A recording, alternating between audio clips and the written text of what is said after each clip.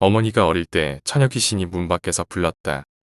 이 이야기는 할머님에게도 들었던 이야기로 두 분의 말씀이 일치하는 걸로 봐선 실화에 가까운 것 같다. 어머님이 어렸던 시절은 한국 전쟁이 휴전되고 평화가 찾아와 농민들도 서서히 안정을 찾아가던 시절이었다. 할아버지는 전쟁통에 돌아가시고 할머님과 어머님, 나에게는 외삼촌 되시는 어린 남자아이가 풍요롭진 않았지만 일가에서 지원해준 논밭으로 먹고는 살 정도였다고 한다. 그 당시 농민의 집이라고 해봐야 손바닥만한 마당과 방 한 칸, 부엌 한 칸, 방 옆에 작은 창고로 사용하는 방을 흙벽과 기와를 얹어 만든 집이었다. 내가 아주 어렸을 때 할머니 집에 놀러가서 본 집안 전경이 이러하다. 내 기억에도 이 집이 생각나는 것을 보면 아주 오랫동안 이 집에서 살았던 것 같다. 지금부터는 어머니의 시점에서 이야기를 진행하고자 한다. 그 일이 일어났던 날, 나는 방에서 동생을 돌보고 있었고 엄마는 저녁을 하고 계셨는데 대문 밖에서 누군가 내 이름을 불렀다. 목소리는 속삭이는 것 같았고 바람결에 잘못 들은 것 같기도 하여 그냥 있었는데 이번에는 약간 신경질적인 목소리가 들렸다. 약간은 날이 선 듯한 목소리의 친구가 밖에 와 있나 보다 생각하고 문을 열고 밖으로 나갔다. 누군지 잘 모르겠지만 몇 시간 전까지 같이 놀던 동네 친구가 무슨 일로 찾을까 생각하며 문을 열고 나가 고무신을 신고 눈을 들어 대문을 바라봤는데 헛바람을 들이킬 수밖에 없었다. 대문의 높이는 그렇게 높은 것이 아니지만 대문이 허리쯤에 오는 걸로 봐서는 대략 3m는 됨직한 여자가 머리에 양동이를 이고 양손을 허리에 얹고 엉덩이를 좌우로 바람같이 흔들면서 내 이름을 부르고 있었다. 거대한 키에 흰색 저고리, 검은색 치마, 쪽머리에 비냐를 꽂은 여인이 뭐가 들어있는지도 모를 양동이를 이고 바람인 양 엉덩이 춤을 설렁설렁 추고 있는 모습은 너무 괴기스러웠다. 너무나 무섭고 놀라 경험이 없었지만 여름철 저녁을 먹기 전이라 해는 길어 아직 어스름하여 괴기스러운 여인의 특징을 알아볼 수 있었다. 엉덩 방아를 찧어 앉은 자세에서 도망가지 못하고 몸은 고정되어 괴기스러운 여인을 계속 바라볼 수밖에 없었다. 얼굴은 쥐상으로 찢어지고 올라간 눈은 눈동자가 거의 보이지 않았고 날카로운 코, 길고 얇은 입술에 길쭉한 면상을 한 그 괴기스러운 여인은 계속 나를 부르고 있었다. 생긴 것과는 다르게 목소리는 여름철에 서늘하게 부는 바람인 듯 부드러웠지만 얼굴은 더욱 탐욕스러워지는 것 같았다. 사람인가? 귀신인가? 고민이 되기 시작하였고 부엌에 엄마가 저녁을 하고 있다는 생각이 들었으나 목소리는 계속 입안에서만 맴돌 뿐 밖으로 나오지 않았다. 그런데 그때 사람도 아닌 년이 여기가 어디라고 썩 물러가라. 갑자기 부엌에서 이상한 소리를 듣고 나오신 엄마는 전쟁통에 살아남은 여장부임을 과시하듯 그 여인을 향해 노발대발 소리를 질러대시고는 급히 창고 방에 올라가 창고를 열어 젖히고 겨울에 만들어 두었던 쌀이비를 급하게 꺼내어 밖으로 나가시진 않고 허공에다 미친 듯 휘저었다. 이년아 썩 물러가라. 내 이쌀이 나무로 요절을 내줘야겠다. 그제서야 요상한 목소리로 웃어젖히는 그 여인은 옆으로 서서히 움직이기 시작했으나 시선은 계속 나를 향해 있었고 요사스럽게 변한 표정은 섬뜩하게도 더욱 선명해졌다. 몸은 멀어져 가면서 고개는 계속 나를 향하고 급기야는 머리가 반대로 완전히 돌아가서야 행하고 어디로 갔는지 사라져 버렸다. 사라지면서도 계속 웃음소리와 말소리가 동시에 들려왔다. 기다려. 나중에 같이 놀자. 송각씨가 여기는 왜 왔노? 큰일이구마. 그 말을 들으면서 나는 저게 처녀 귀신이었구나 라고 생각하였다. 엄마는 뒷가려 거시더니 뒷간문 앞에 흙을 손으로 파서 치마폭에 담고 대문 앞에 한 움큼, 방문에 한 움큼 내려놓으시고는 잡고 계시던 쌀이비를 나에게 넘겨주시고 나중에 알았지만 집이라 하여 뒷간을 지키는 신인데 성격이 포악하여 집으로 들어오면 귀신을 싫어하는 가택신 중 하나로 뒷간 주변에 흙을 뿌리면 잡신을 물리치는 효험이 있다고 한다. 방에 꼼짝도 말고 있거라.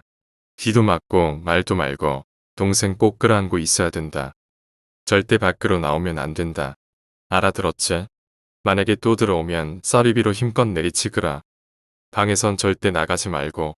알았지? 그제서야 나는 울음을 터뜨리고 고개를 끄덕였다. 내 앞선 치문한테 다녀올 거구마. 아까 엄마가 한 말 명심해야 된다. 신신당부를 하고 창고에서 쌀이비를 하나 더 챙기신 엄마는 그 길로 앞선 오솔길을 오르셨고 나는 나무로 만든 창호 지문을 걸어 잠그고 동생을 끌어안고 이불을 뒤집어 썼다. 이미 때는 해가 져버리고 캄캄한 밤이 찾아와 있었다. 앞산 치문한테 다녀오시려면 왕복 2시간은 걸릴 텐데 또 오면 어떡하지? 이런 걱정을 하면서 여름에 이불을 뒤집어 쓰고 땀을 흠뻑 흘리며 덜덜 떨고 있는데 수가 이리 나와. 그 처녀 귀신의 날카로운 목소리가 내 귀를 뚫고 머릿속에 박히듯 들려왔다.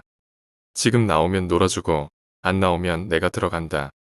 놀리는 것 같으면서도 위협적인 목소리로 계속 나를 불렀다. 목소리는 내 귀에 선명하게 들렸지만 직감적으로 아직 대문 밖이란 걸 알 수 있었다. 어떻게 알 수 있었는지는 모르지만 그런 느낌이 왔다. 난 쌀이비를 움켜쥐고 아직 잠들어 있는 동생을 안고는 바닥에 바싹 웅크려 떨고만 있었다. 그러기를 한참 동안 하다가 어느 순간 잠시 잠잠해지는가 싶더니 벼랑간 집이 전체적으로 흔들리는 느낌이 들었다. 그리고는 눈에 보이진 않지만 직감적으로 마당 안으로 들어온 게 느껴졌다. 저것이 마당 안으로 들어왔구나. 어떡하지? 그러더니 더 가까이에서 들리는 목소리로 웃으면서 나를 꼬셔대고 있었다. 너희 아빠 있는 곳으로 가자. 내 얼른 데려다 주마. 찢어버릴 거야. 호시는 말로 안 되니 무서운 말로 위협했다. 그럴 때마다 난 더욱 이불을 끌어안고 웅크리고 있었다. 처녀 귀신의 큰 그림자가 방문 앞 창호지문에서 어른어른거리고 흔들리고 있었다. 그런데 또 그러기를 한참 동안 하다가 어느 순간 잠시 잠잠해졌다. 이번에는 틀림없이 방 안으로 들어올 차례다. 공포는 이미 극에 달해 있었다. 그런데 그때 어떻게 그런 용기가 생겼는지 동생을 지켜야 한다는 일념 때문이었을까. 들어오면 쌀이비로 엄마가 했던 것처럼 후려쳐야겠다고 다짐하였다. 급기야 창호지를 바른 문이 미친 듯이 떨리기 시작했고 금세 문이 떨어져 나갈 것만 같았다. 그러다가 갑자기 봉창에 창호지가 찢어지면서 길고 큼직한 손이 쑥 들어왔고 막 휘젓기 시작했다. 난 발악을 하며 쌀이비를 휘둘렀고 그 때문인지 손은 다시 봉창에서 쑥 빠져나갔다. 그러다가 이번에는 그 길쭉한 머리가 봉창에서 쑥 하고 들어왔다. 목이 더 늘어난 건지 봉창으로 들어온 머리는 고개를 빠르게 기웃거리며 미친 듯이 웃어댔다. 찢어진 눈은 피눈물을 흘리고 있지만 입은 여전히 웃고 있었고 급기야는 웃음소리와 울음소리가 동시에 들리면서 들어오려고 발버둥 치는지 두 손은 벽을 긁어대어 고막을 찢을 듯 불쾌한 소리가 들렸다. 그냥 두지 않을 거야. 처녀 귀신의 목소리는 무엇인가 굉장히 화가 나고 억울한 마음이 느껴질 정도였다. 그 무섭고 괴기스러운 얼굴을 쳐다보며 쌀이를 휘두를 자신이 없어 바짝 엎드려 몸을 숨기기 위해 벽으로 붙으려 노력할 수밖에 없었다. 그때 마당에서 법문 외는 소리가 들려왔는데 어제, 오늘, 내일 사흘 안에 어떻게 될지 모르는 인생인데 누구 먼저 할 것 없이 간다고 하여 억울해 할 것 없어. 이곳이 끝이 아니니 형색 고운 우리 아씨 그만하고 가소서. 이런 법령과 넋두리가 한참 이어졌다. 마당에서 이어지는 법문 영창이 얼마 되지 않아 귀신의 형추도 목소리도 흔들림도 사라졌다. 잠시 후 엄마가 달려들어와 나를 덥석 안고 덜덜 떨고 있는 나를 달래주었다. 아이고 우리 숙이 괜찮나? 많이 놀랬나? 그동안 밖에서 법문을 외던 스님이 들어와 머리에 손을 얹으며 아이야 많이 놀랬는가? 나는 정신이 혼미하여 아무 대답도 못하고 엄마에게 안겨만 있었다. 아주머니 아이 치마를 벗겨주소. 굽만 않고 엄마는 내 치마를 벗겨 스님께 넘겨드렸다. 아직 완전히 끝난 것 아니니 매듭을 지어야지. 하시며 횡하니 마당으로 나가버렸다. 한참을 엄마를 부여잡고 울다가 남동생은 엄마가 들쳐업고 방문을 나섰다. 스님은 치마를 대문 위에 걸어놓고 무언가를 중얼중얼거리더니 앞장서 대문 앞을 나서면서 물었다. 아이야, 오늘 어디서 놀다가 들어왔느냐? 다부 언덕에 애들이랑 총알 주우러 갔었어요. 다부 언덕에 총알을 주우러 갔다는 말에 엄마는 역정을 내었고 스님은 또 걱정을 하셨다.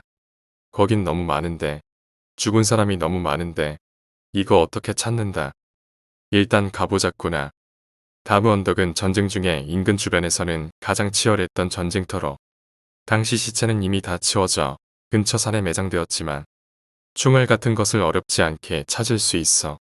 친구들이 총알을 주우러 어른들 몰래 가곤 했다.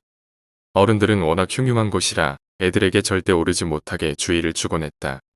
나중에 알게 된 사실이지만 다부에는 주변 동네 민간인들도 노역으로 끌려가 많이 죽곤 했던 지역인데 전쟁의 광기에 물들었던 군인들이 민간인 사지를 뜯어 죽이는 못된 짓도 서슴지 않았다고 한다. 다부 언덕은 집과 꽤 먼 거리여서 걸어서 한참이나 걸려서야 산 기슭에 도착했고 산을 오르는 중에 스님은 가시나무들을 꺾어서 한 손에 모아 쥐고 어머니에게도 나눠 쥐게 하여 올라가고 있었다. 우리가 주로 놀았던 장소에 도착하자 스님은 뜻 모를 말들을 내뱉었는데 그 목소리가 잠옷 진중하고 엄숙하여 멀리까지 울리는 목소리였다.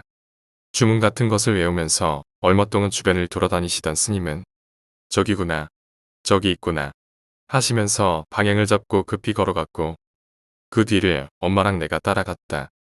그때서야 아까 처녀 귀신의 목소리가 울음소리와 섞여 다시 들려왔다. 못 간다. 나를 2번 죽이려고. 안 된다.